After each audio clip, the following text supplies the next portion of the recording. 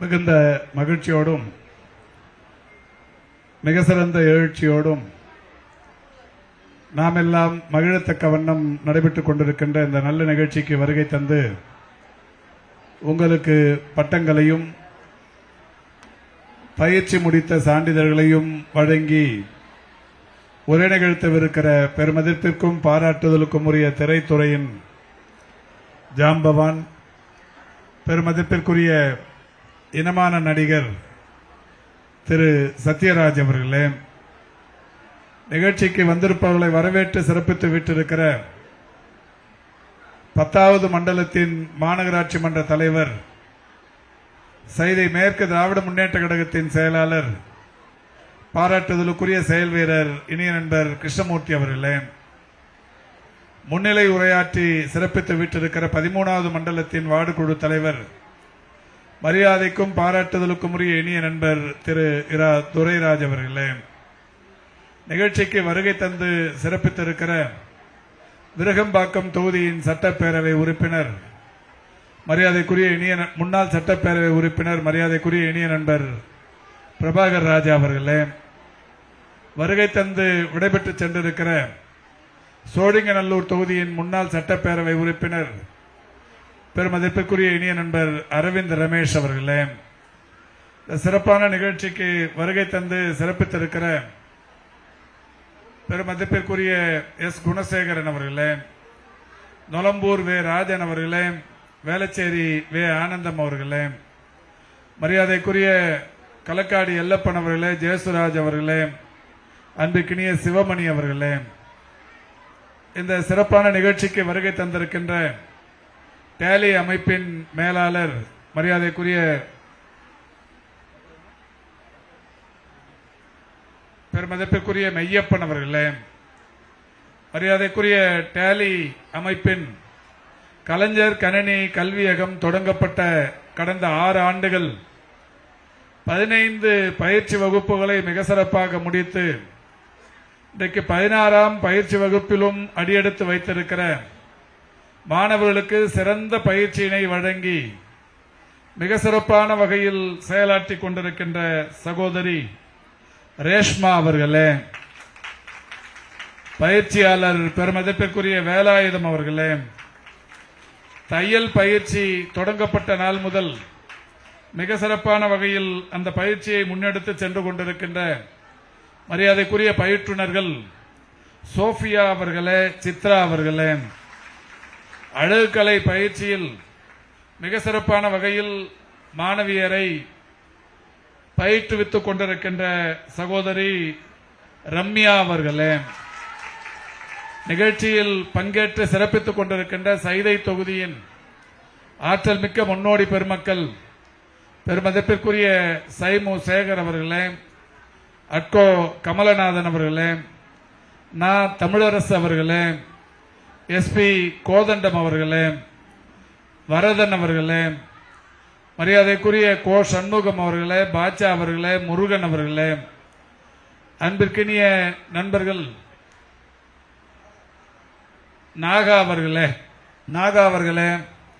வருகை தந்து சிறப்பித்திருக்கிற பெருமதிப்பிற்குரிய ராதாகிருஷ்ணன் அவர்களே, மாநகராட்சி மன்ற உறுப்பினர் மரியாதைக்குரிய இனிய தம்பி திரு மோகன்குமார் அவர்களே, மரியாதைக்குரிய விஜிபி சாலை சங்கர் அவர்களே, பொன் ஜெய்சிங் அவர்களே, மரியாதைக்குரிய பாபு அவர்களே, வருகை தந்து சிறப்பித்திருக்கிற இயக்கத்தின் முன்னணி நிர்வாகிகளே, மாணவ மாணவியர்களே, பெற்றோர் பெருமக்களே, பத்திரிகை மற்றும் ஊடகவியலாளர்களே, உங்கள் அத்தனை பேருக்கும் முதற்கண் என்னுடைய நன்றி கலந்த வணக்கத்தினை தெரிவித்துக் கொள்கின்றேன். இந்த அமைப்பு தொடங்கப்பட்டது, இதில் பயின்று கொண்டிருப்பவருடைய எண்ணிக்கை போன்ற விவரங்களை நீங்கள் இதற்கு முன்னால் குறும்படத்தில் பார்த்தீர்கள். அந்த வகையில் இந்த அமைப்பு தொடங்கப்பட்ட ஒரு 6 ஆண்டுகளில் 15 பயிற்சி வகுப்புகள் டேலி அமைப்பின் மூலம் முடிவுற்றிருக்கிறது. டேலியை பொறுத்தவரை தென்னிந்தியாவில் ஒரு 450 இடங்களில் இன்றைக்கு செயல்பட்டுக் கொண்டிருக்கிறது. 2025-26ஆம் ஆண்டில் கடந்த ஆண்டு தென்னிந்தியாவில் செயல்பட்டுக் கொண்டிருக்கிற 450 சிறந்த வகையில் இந்த பயிற்சி முடித்தவர்களில் பாஸ் பர்சன்டேஜ் தேர்ச்சி விகிதம், அதேபோல் வேலைவாய்ப்பு பிளேஸ்மெண்ட், இந்த ரெண்டிலும் மிக சிறப்பான அமைப்பாக தேர்ந்தெடுக்கப்பட்டது கலைஞர் கணினி கல்வியகம் என்பது மகிழ்ச்சிக்குரிய ஒன்று. தென்னிந்தியாவிலேயே சிறந்த ஒரு கணினியகமாக கலைஞர் பெயரால் நிறுவப்பட்டு நம்முடைய மாண்புமிகு தமிழ்நாட்டின் முன்னாள் முதல்வர் முத்துவேல் கருணாநிதி ஸ்டாலின் அவர்களால் துவக்கி வைக்கப்பட்ட இந்த அமைப்பு இன்றைக்கு தென்னிந்தியாவின் மிக சிறந்த முதல் அமைப்பு என்பதை மகிழ்ச்சியோடு தெரிவித்துக் கொள்ளுகின்றோம். 450 சென்டர்கள் இருந்தாலும் சைதாப்பேட்டையில் பஜார் சாலையில் நண்பர்கள் கிருஷ்ணமூர்த்தி, துரை ராஜ், ஸ்ரீதர், நம்முடைய சிவமணி, ஜேசுதாஸ் போன்ற நண்பர்களின் பெரும் உதவியோடு நடைபெற்றுக் கொண்டிருக்கின்ற இந்த கணினியகம் இன்றைக்கு தென்னிந்தியாவின் முதல் இடத்தில் இருந்து கொண்டிருக்கிறது என்பது மகிழ்ச்சியான விஷயம். இதில் ஒரு வேடிக்கை என்னவென்றால், கடந்த ஒரு 15 நாட்களுக்கு முன்னால் நான் இந்த 15ஆம் பயிற்சி முடித்தவர்களை பட்டமளிப்புக்கு தயார் செய்ய வேண்டும் என்கின்ற வகையில் அந்த மையத்தை போய் ஆய்வு செய்தேன். சகோதரி நம்முடைய பயிற்சியாளர்கள் வேலாயுதம் அவர்களிடத்திலும், ரேஷ்மா அவர்களிடத்திலும், சோஃபியா, ரம்யா, சித்ரா போன்றவர்களிடத்தில் இது சம்பந்தமான விவரங்களை கேட்டுக் கொண்டிருந்தேன். அப்போது நம்முடைய நண்பர்கள் இதை சமூக வலைதளத்தில் பதிவிட்டிருந்தார்கள். ஒரு வேடிக்கை, அந்த சமூக வலைதளத்தில் பின்னால் கமெண்ட் என்கின்ற வகையில் கருத்து தெரிவித்திருந்தவர்களை படித்து பார்த்தேன். பொதுவாக நான் கமெண்டை படிப்பதில்லை. சமூக வலைதளத்தில் கமெண்ட் போடுபவர்கள் எப்பொழுதுமே நல்லதை செய்வதே இல்லை. பொதுவாக எனக்கு கூட பேஸ்புக் பேஜில் எனக்கு நண்பர்கள் என்று 5,24,000 பேர் இருக்கிறார்கள். நான் ஏதாவது ஒரு பதிவு போட்டால் லட்சக்கணக்கானவர்கள் பார்க்கிறார்கள். இன்று காலை கூட நான் என்னுடைய 169வது மாரத்தானை 21 கிலோமீட்டர் தூரத்திற்கான மாரத்தானை ஓடி அது லைவ் போட்டிருந்தார்கள். இதுவரை அதை 2-3 லட்சம் பேர் பார்த்திருக்கிறார்கள். பார்த்தவர்களுடைய எண்ணிக்கையை பார்த்து பரவசம் அடைவதோடு சரி, 2 லட்சம் பேர் பார்த்திருக்கிறாங்க அப்படின்னு சொன்னா ஒரு 20-30 பேர் கமெண்ட்டும் போட்டிருப்பாங்க. நீங்க தேவையில்லாம போய் அந்த 20-30 பேர் போட்ட கமெண்ட்டை படிச்சீங்கன்னா மன உளைச்சல் வந்துடும். அவன் சொல்லுவான், நீ எதுக்கு ஓடி நிற்கிற, உனக்கு என்னத்துக்கு இதுன்னுவான். அவனால முடியாதவன் சொல்லுவான், நீ எதுக்கு ஓடுற அப்படின்பான். நமக்கு ஏதாவது ஒரு தேவையில்லாத ஒரு ஏன் அடுத்த வாட்டி ஓடணுமா, ஏதோ ஒரு தோழர் சொல்லியிருக்கிறாரு, ஒரு நல்ல கருத்தை சொல்லியிருக்கிறாரு, 67 வயசுல உனக்கு தேவையா, ஏன் ஓடுறன்றான். அதை போய் நம்ம கேட்டுக்கணும். நமக்கு வயசாயிடுச்சு, நம்ம ஓடக்கூடாதுன்ற முடிவு நம்ம எடுத்துட்டோம்னு வச்சுங்க, தப்பா போயிரும்ல, நமக்கு பாதிப்பு. அதனால அதை படிக்கக்கூடாது, கமெண்ட்டுக்கு உள்ளவே போகக்கூடாது. எவ்வளவு பேர் பார்த்தானோ அதை பார்த்து சந்தோஷப்பட்டுக்கணும். 2 லட்சம் பேர் பார்த்திருக்கிறான்ல, விருப்பம் இல்லாம அவன் பார்ப்பானா? நம்ம பதிவை விருப்பப்பட்டு தானே அவன் பார்த்திருக்கிறான். 2 லட்சம் பேர் 3 லட்சம் பேர் பார்த்திருக்கிறான். இது பெரும்பான்மையானவர்கள் நம்ம இதை பார்த்து பரவசப்பட்டிருக்கிறார்கள், சந்தோஷம். கமெண்ட்டை படிச்சீங்கன்னா அதை விட ஒரு மோசமான ஒரு மனநிலை வேற எதுவுமே இருக்காது. அதனால நான் கமெண்ட் பெரும்பகுதி படிக்கிறது இல்லை. போன வாரம் இந்த சென்டரை போய் ஆய்வு பண்ணேன். கலைஞர் கணினி கல்வி மையத்தையும் கலைஞர் மகளிர் திறன் மேம்பாட்டு மையத்தையும் போய் சும்மா ஒரு ரவுண்டு வந்தேன். நான் எப்பவுமே அது உள்ள போய் பார்க்கறதே இல்லை. சரி, இப்ப வேலை இல்லாம இருக்கிறதால போய் பார்க்கலாமேன்ட்டு அன்னைக்கு போய் பார்த்துட்டு, சகோதரி கையில எப்படி போகுது, கிளாஸ் போகுது, உங்க நீடு என்னன்னா, ஆளுங்கட்சியா இருக்கும்போது 1000 பேர் உதவி பண்ண வருவாங்க. இப்போ எதிர்கட்சி சென்டர் நல்லா நடக்குதாங்கிறத பார்க்கணும். சென்டருக்கு தண்ணி வசதி வந்துருக்கா, தண்ணி எடுத்து வந்து கொடுத்துருக்காங்களா, கிளீனிங் நல்லா ஒர்க் நடக்குதா, டாய்லெட் ஃபெசிலிட்டி எல்லாம் நல்லா இருக்கா, இதை போய் பார்க்கணும். நான் அந்த சென்டரை உருவாக்கணுமே அந்த வகையில் நண்பர் கிருஷ்ணமூர்த்தியும் துரைராஜும் எங்களுக்கு பக்கபலமா இருந்து அதை நாங்கள் நடத்தின்னு இருக்கிறோம்னாலும் அதை சரியா இயங்கின்னு இருக்கான்னு போய் பார்க்கறதுங்கிறது எங்க பொறுப்பு. அந்த வகையில் போய் பார்த்தேன். பார்த்து முடிச்சுட்டு சாயந்தரத்துக்குள்ள கீழே அந்த கமெண்ட் அன்னைக்கு ஒரு நாள் தான் படிக்கலான்னு பார்த்தேன். அதுல நிறைய பேர் பார்த்தீங்கன்னா ஒரு 99% பேர் யார் கமெண்ட் போட்டிருப்பாங்கன்னு உங்களுக்கு நல்லா தெரியும். நீ தான் எம்எல்ஏவா இல்லையா, இதையான் போய் பார்க்கறன்றான்.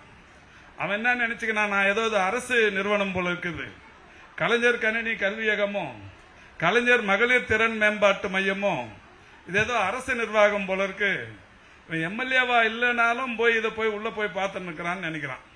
இந்த அளவுக்கு ஒரு புத்தி கூர்மை இல்லாதவன், புத்தியே இல்லாதவன் நம்ம பேஸ்புக்கில் கமெண்ட் போறானே அப்படின்னும் போது ஒரு சந்தோஷம். இன்னொன்னு என்னன்னா, அவன் கமெண்ட் நமக்கு எதிரா பார்த்தாலும் நம்ம சப்ஜெக்டுக்குள்ள வந்திருக்கிறானே, அது வரைக்கும் சந்தோஷம்.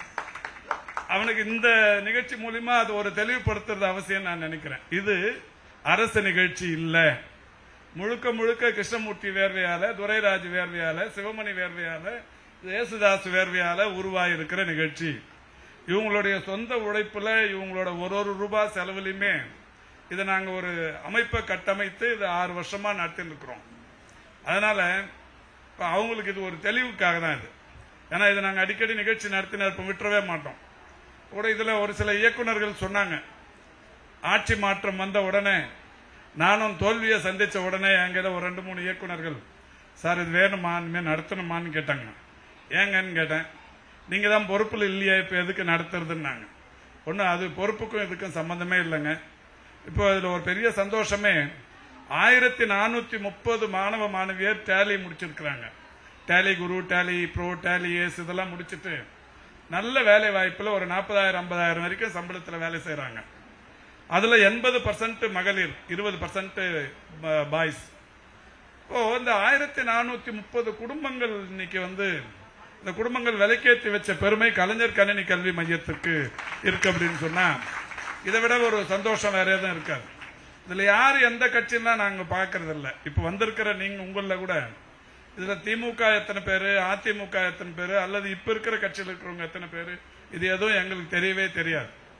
இன்னொன்னு, இது வரைக்கும் இந்த 16 பேட்ச் எடுத்திருக்கிறாங்க. ரேஷ்மாவும் வேலாயுதமும் தான் இந்த கணினி மையத்துக்கு இன்சார்ஜ். அவங்க தான் இந்த ஆளுங்களை செலக்ட் பண்ணுவாங்க.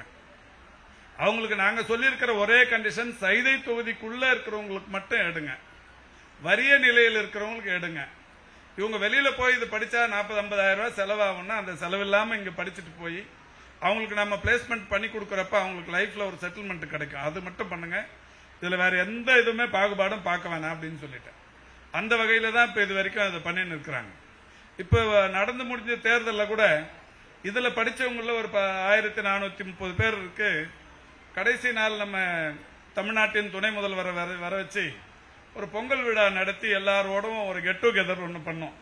ஒரு பொங்கல் விழாவை நடத்தி எல்லாமே ஒரு சிறப்பான நல்ல நிகழ்ச்சி நடந்தது. அந்த நிகழ்ச்சிக்கு வந்த ஒரு வாகனங்கள் ஒரு 500-600 வாகனங்கள்ல ஒரு 20-30 வாகனங்கள் இன்னைக்கு ஆளுங்கட்சியோட சிம்பலும் கொடியும் போட்டு வந்ததுன்னாங்க. அது மகளிரே எடுத்துட்டு வந்தாங்கன்னாங்க. அப்ப எங்கள சொன்னாங்க, சார் நம்ம வட்ட செயலாளர்கள் என்ன கேட்டாங்க, என்னங்க நீங்க ஒரு சென்டரை நடத்துறீங்க பாருங்க, அந்த கட்சி கொடி போட்டு வண்டி இந்த நிகழ்ச்சிக்கு உங்க இதுல கலந்துக்கிறாங்க. நான் சொன்னேன், தப்பு ஒண்ணு இல்லைங்க, நம்ம இது கட்சி பார்த்து நடத்தல. தலைவர் இதை தொடங்கி வைக்கிறப்ப 2020 என்னன்னு தொடங்கி வச்சாரு, நான் அனிதா அச்சீவர்ஸ் அகாடமின்னு கொளத்தூர்ல வச்சு நடத்துறேன், சைதாப்பேட்டையில கலைஞர் பேரால நடத்துறீங்க, இதுல கட்சிப்பாடு பார்க்காதீங்க, எந்த விதமான பாரபட்சமும் இல்லாம இதை நீங்க இந்த சென்டரை நடத்தணும்னு சொன்னார். அவருடைய அந்த அறிவுறுத்தலை ஏற்று இன்னைக்கு வரைக்கும் அதை நடத்திட்டு இருக்கிறோம். இன்னைக்கு வரைக்கும் இல்ல, எப்பவுமே நடத்துவோம். அது ஆளுங்கட்சியா இருந்தாலும் சரி, எதிர்கட்சியா இருந்தாலும் சரி. டெபினட்டா இந்த சென்டர்களுக்கு எந்த விதமான பாதிப்பும் வராது. அந்த வகையில நண்பர் கிருஷ்ணகுமார், மணிகண்டன், இப்போ அவங்க நண்பர் சிந்தன், இவங்க பெரிய அளவுல கடுமையா உழைச்சுட்டு இருக்கிற நண்பர்கள்.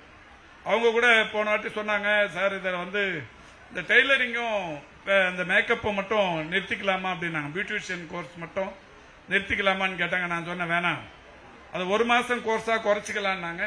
நான் சொன்னேன் இல்ல, 3 months தான். இப்போ அந்த 3 மாசம் கோர்ஸ் முடிச்சாதான் அவங்களுக்கு கொஞ்சம் நிறைய பயிற்சியும் கிடைக்கும், வெளியில வேலை வாய்ப்பும் கிடைக்கும். அதுல எந்த விதமான இதுவுமே குறைக்காதீங்க. நமக்கு நல்ல நண்பர்கள் உதவி பண்றதுக்கு இருக்கவே செய்வாங்க. இன்னொன்னு, போன வாட்டி முடிச்ச உடனே டெய்லரிங்ல நம்ம 100 மிஷின் சோசியல் வெல்ஃபேர் டிபார்ட்மெண்ட்ல இருந்து டெய்லரிங் மிஷின் வாங்கி கொடுத்தோம். இப்ப இந்த பீரியட் அது கிடைக்குமாங்கிறது டவுட். ஆனாலும் நான் வந்திருக்கிற தையல் பயிற்சி முடித்த சகோதரிகளுக்கு ஒரு வேண்டுகோள், நீங்க குரூப்பா ஒரு 4 பேர் 5 பேர் சேர்ந்து ஒரே ஏரியாவில் இருக்கிறீங்கன்னா, இப்ப கோதாமேட்டில் இருக்கிறீங்க, ஒரு 5 பேர் அங்க இருந்து ஒன்னா உட்காந்து படிச்சவங்க இருக்கீங்கன்னா, பயிற்சி முடிச்ச இந்த 5 பேர் ஒரு வீட்டில் உட்காந்து 5 மிஷினை போட்டு ஒரு குரூப் டெய்லரிங் ஸ்டார்ட் பண்ணுங்க. பண்ணிட்டு எனக்கு தகவல் சொல்லுங்க. எனக்கு தெரிஞ்ச நிறுவனங்கள்ல இப்போ சரவணா ஸ்டோர் இருக்கு, போத்தீஸ் இருக்கு, இப்ப இந்த மாதிரி ரெடிமேட் கார்மெண்ட்ஸ் பண்ற கம்பெனிங்கெல்லாம் இருக்குல்ல, அவங்க கையில சொல்லி உங்களுக்கு ஆர்டர் வாங்கி கொடுக்கறேன். இதுக்கு அரசாங்க உதவி தேவையில்லை, நமக்கு நல்ல நண்பர்கள் இருக்கிறாங்க, அவங்க கையில சொல்லி நான் உங்களுக்கு ஆர்டர் வாங்கி கொடுக்கறேன், நீங்க செய்யலாம். அது மாதிரி குரூப் ஒர்க் பண்ணலாம். அது மாதிரி பியூட்டிஷியன் கோர்ஸ் முடிச்ச சகோதரிகள், நீங்க இப்ப பியூட்டிஷியன் முடிக்கிறவங்களை பொறுத்த வரைக்கும் நேச்சுரல்ஸோட பண்றீங்க. நேச்சுரல்ஸ் தான் இன்னைக்கு இந்தியாவிலேயே நம்பர் 1 ஒரு பெரிய அமைப்பு. அது மாதிரி டெய்லரிங் முடிக்கிறவங்க உஷால பண்றீங்க. உங்களுக்கு அவங்களுமே பெரிய சப்போர்ட்டா இருப்பாங்க. அதனால நீங்க எந்த வகையிலையும் வந்து இதுல சேர்றதுக்கு இப்போ பெரிய போட்டி நிலவுது. இருந்தாலும் கூட சேர்றவங்களுக்கு நீங்க உறுதியா உத்தரவாதம் தரலாம். டெஃபினட்டா இதை பொறுத்த வரைக்கும் நமக்கு நல்ல எதிர்காலம் இருக்கும். இந்த சென்டர்ல சேர்றவங்களுக்கு எந்த ₹1 செலவு இல்லாம இதை பண்றோம். எந்த வகையிலையும் உங்களுக்கு செலவே இருக்கக்கூடாதுங்கிறதுல உறுதியா இருக்கிறோம். அந்த வகையில் நம்ம ட்ரைனர்ஸை பொறுத்த வரைக்கும் ரொம்ப அற்புதமான ட்ரைனர்கள். ரேஷ்மா வந்து அந்த அளவுக்கு டெடிகேட்டடா இதை தொடர்ச்சியா பண்ணி நிற்கிறாங்க. அது மாதிரி வேலாயுதன் சாரு, அது மாதிரி நம்முடைய டெய்லரிங்லயும் இந்த பியூட்டிஷியன் கோர்ஸ்லயுமே சோஃபியா, ரம்யா, சித்ரா சகோதரிகள் ரொம்ப டெடிகேட்டடா இதை வந்து நீங்க இந்த சென்டருங்களை ரன் பண்ணி நிற்கிறீங்க. ரொம்ப சந்தோஷம். எப்படி வந்து டேலிக்கான இந்த கலைஞர் கணினி கல்வியகம் தென்னிந்தியாவின் முதல் அமைப்பா இப்போ தேர்ந்தெடுக்கப்பட்டிருக்கிறதோ, அந்த மாதிரி நம்ம கலைஞர் மகளிர் திறன் மேம்பாட்டு மையத்தை சேர்ந்த இந்த பியூட்டிஷியன் கோர்ஸுக்கும் உஷா டெய்லரிங் கோர்ஸுக்கும் நீங்க இந்தியா முழுக்க நிறைய சென்டர்கள் இருந்தாலும் நம்ம கலைஞர் மகளிர் திறன் மேம்பாட்டு மையம் என்கின்ற இந்த சென்டர் இந்த வர்ற வருஷம் இதுதான் பெஸ்ட் சென்டர்ங்கிற விருது வாங்கறதுக்கு நீங்க எல்லாரும் உதவியா இருக்கணும் அப்படிங்கிற மாதிரி கேட்டுக்கிறேன். நம்ம கிருஷ்ணமூர்த்தியும் துரைராஜன் பேசும்போது சொன்னாங்க, சைதாப்பேட்டையில வந்து இன்னைக்கு இது மட்டும் இல்லை, அரசாங்கம் இருந்ததால நிறைய உதவிகள் நம்மளால பண்ண முடிஞ்சது. ஒரு சந்தோஷமான விஷயம் என்னன்னா, சைதாப்பேட்டையில மட்டும் 470 பெண்கள் ஆட்டோ ஓட்டுகிறார்கள். உலகத்தில் 195 நாடு இருக்கு. நான் இங்க சவால் விட்டே சொல்லுவேன், 195 நாடுகள் உலகத்தில் இருக்கிறது. இந்தியாவில் 36 மாநிலங்கள் இருக்கிறது. எந்த நாட்டிலையும் எந்த மாநிலத்திலையும் ஒரு தொகுதியில ஒரு 2 லட்சம் வாக்காளர்கள் கொண்ட ஒரு பகுதியில் 475 பெண்கள் ஆட்டோ ஓட்டுநருக்கான லைசன்ஸ் பெற்று பேட்ச் பெற்று ஆட்டோ ஓட்டுவது சைதாப்பேட்டையில் மட்டும்தான் என்பது ஒரு மகிழ்ச்சியான விஷயம்.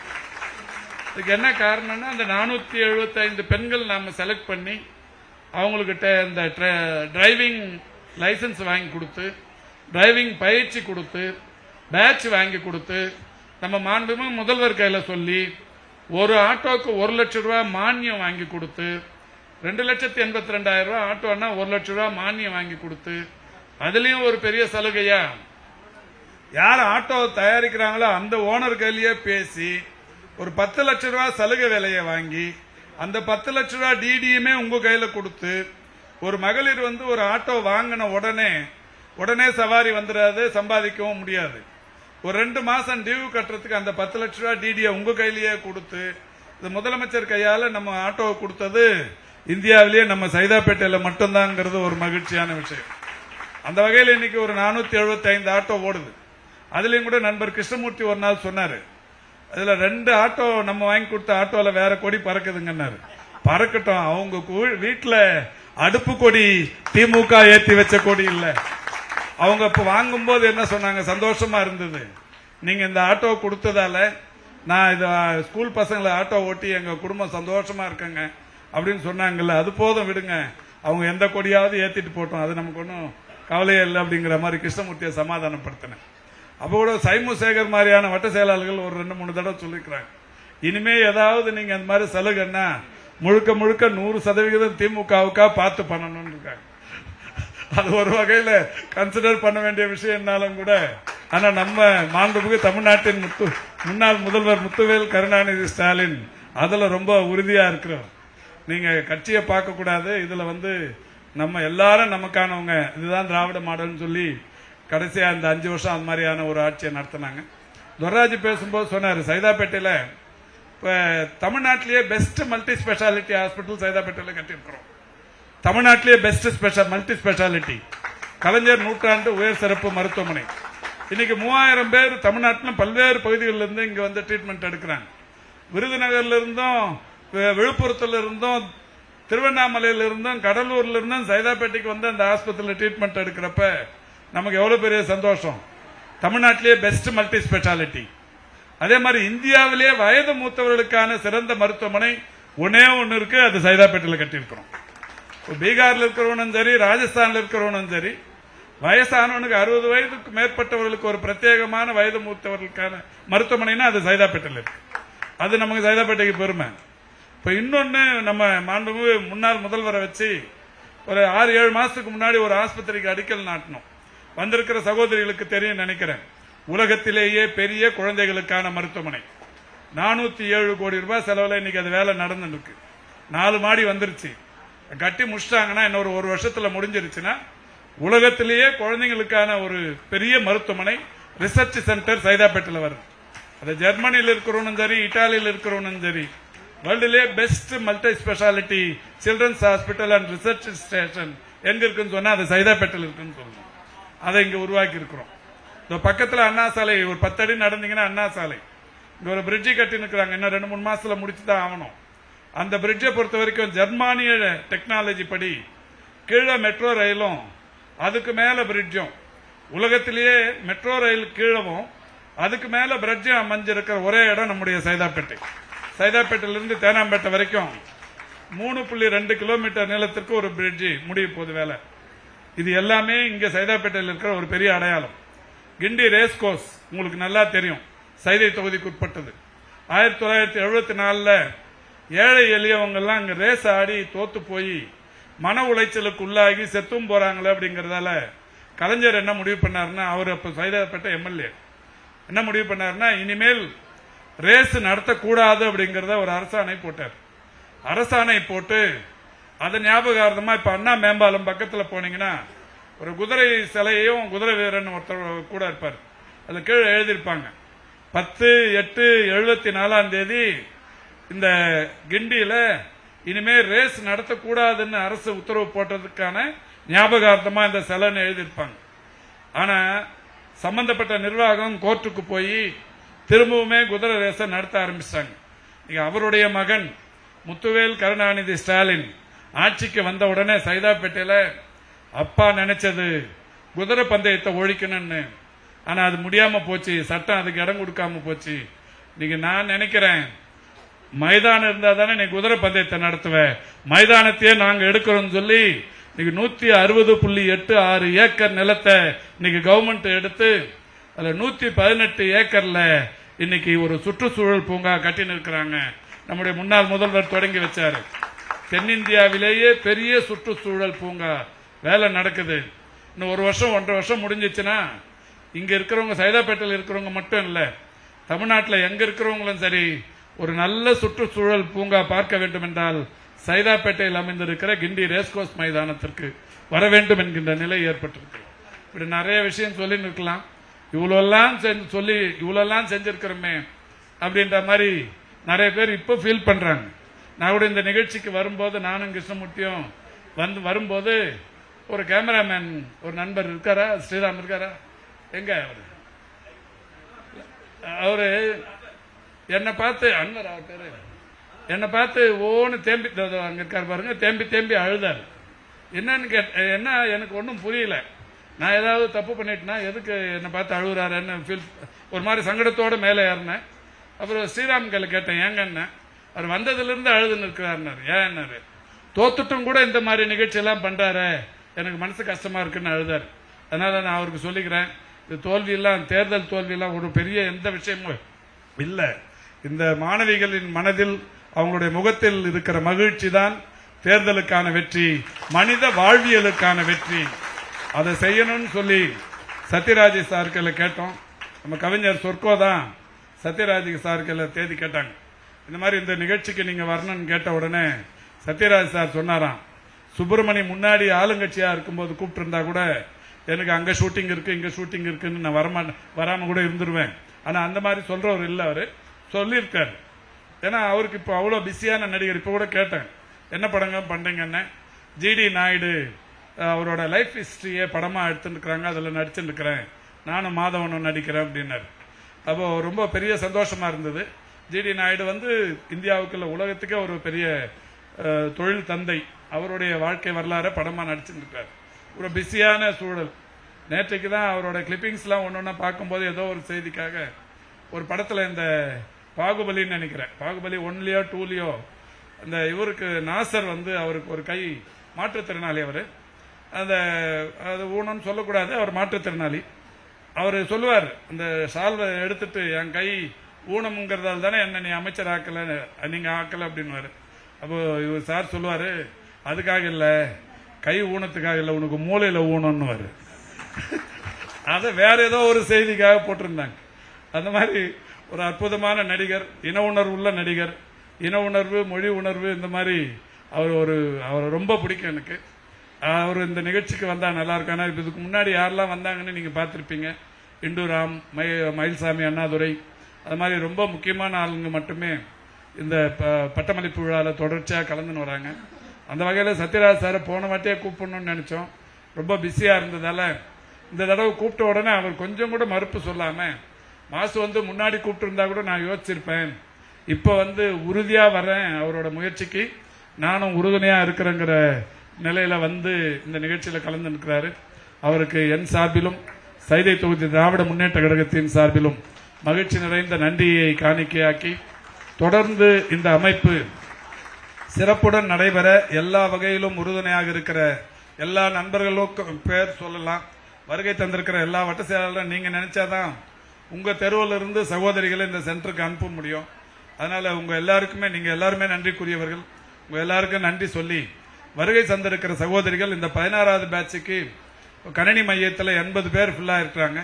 100 பேர் வரைக்கும் வரலாம், 80 பேர் ஃபுல்லா இருக்கிறாங்க.